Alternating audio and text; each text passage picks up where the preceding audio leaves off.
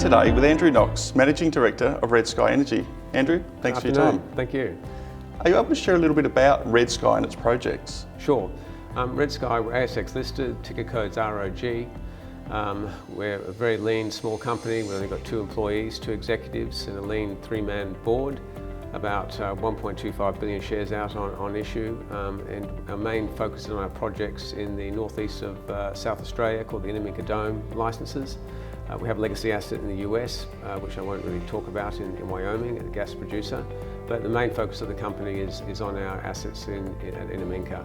And we've just announced to the ASX this morning a farm out to Santos.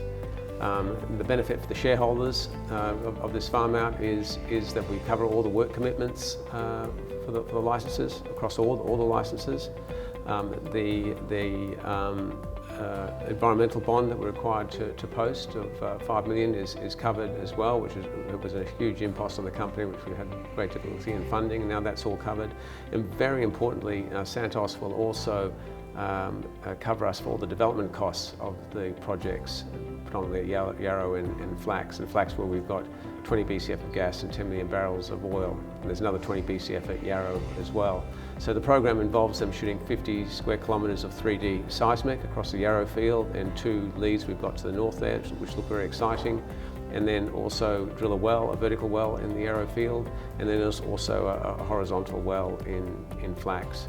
And that's a near-term program which the seismic will start to be acquired at the end of this year, and then post-processing, interpreting that, then we'll be into drilling a vertical well.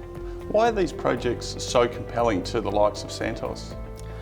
It's sort of in the trend for Santos. They're effectively the elephant, as it were, in the room, in South Australian state terms. A lot of technical and operational capability, and it's close to their existing assets and infrastructure, and they're short gas in my view. I think they will be focusing on the gas. They seem to have cracked how to develop these assets. Very successful with horizontal drilling elsewhere in the Cooper.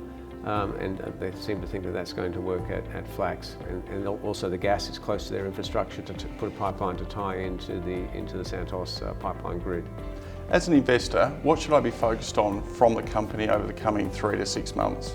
Watch what happens with the program. The seismic will be acquired soon, as well as the 2 wells next year as well, and then straight more than likely into a development scenario. We might even look at opening up the existing wells. There's 6 vertical wells on the Flax field. Hopefully we'll look at opening up those as well to get short-term cash flow. But also importantly, it now allows us or frees up time for us to focus on some acquisition opportunities we've got, which is extremely value accretive for our shareholders. A big partner and a massive work program. Exciting times ahead. Andrew, thanks for your time. Exciting times ahead. Thank you.